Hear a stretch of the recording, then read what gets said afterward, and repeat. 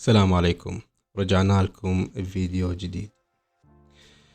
الفيديو اليوم الشرح موجه للناس اللي عايشين بداخل العراق حصرا، لأن من قبل فترة موقع تكفينيتي انحظر بالعراق، فأغلب الناس اللي يفتحون بث ويستخدمون موقع تكفينيتي يعانون بسبب برامج الVPN، يا اما تسوي دروب فريم، اما يصير لاج بالبث، واما يصعد البينج. هذه شغلة البينج هذه منتهي منه، يعني صاعد البينج.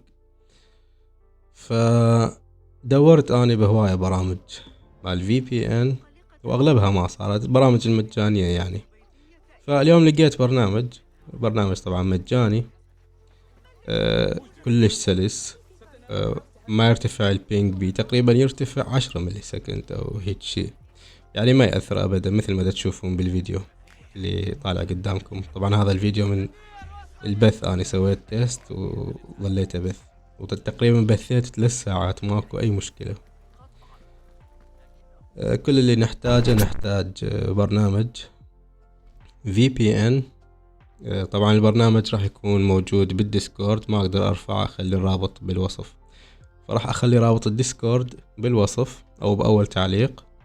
بعد ما تدخل الديسكورد راح تلقى روم اسمه تكفينيتي، تدخل للروم، بعدها تروح على بوست اسمه تكفينيتي، هنا تشغيل موقع تكفينيتي في العراق.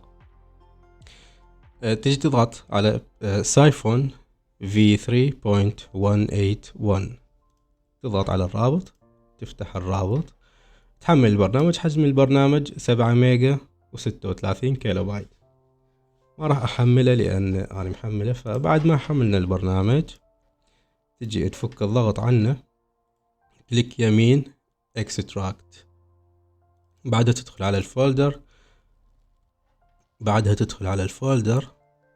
تتأكد انك ما تكون فاتح اللايف ستوديو، لان اذا فاتح لايف ستوديو بعدها تجي تفتح VPN فما راح يشتغل، الروابط التكفينيتي بداخل اللايف ستوديو ما تشتغل.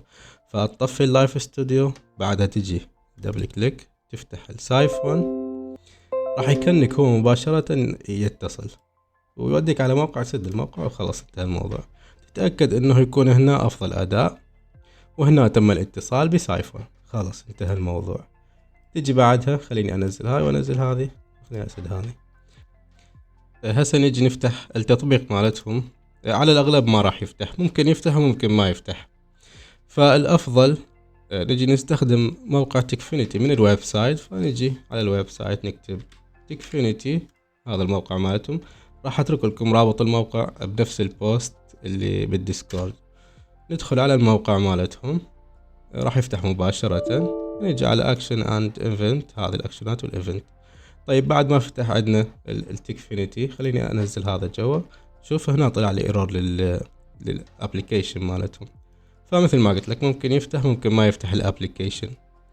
ندخل من الويب سايت. طيب نجي نفتح لايف ستوديو، خليه يفتح اللايف ستوديو.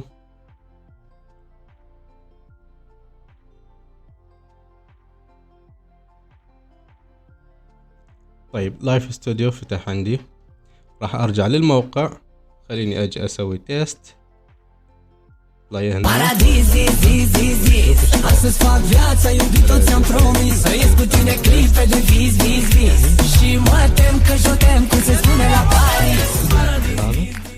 اللي اشتغل. تيست مرة ثانية، هذا اشتغل. تيست مرة ثالثة، مثل ما تشوف ماكو اي مشاكل. في حال اجيت فتحت بث وفصل عندك وصار لاج او ارتفع عندك البينج، فاعرف انه الانترنت مالتك اغسل ايدك منه ما يفيدك بعد، لان هذا اخف VPN موجود، اخف واحد. فهو هذا كل الموضوع. اتمنى اذا استفدتوا من الفيديو تشتركون بالقناة، تفعلون زر الجرس، تخلون لايك وتعلقون وتشيرون الفيديو لاصدقائكم، خلي الناس تستفاد. شكرا لمتابعتكم، نلتقيكم فيديو جديد، مع السلامة.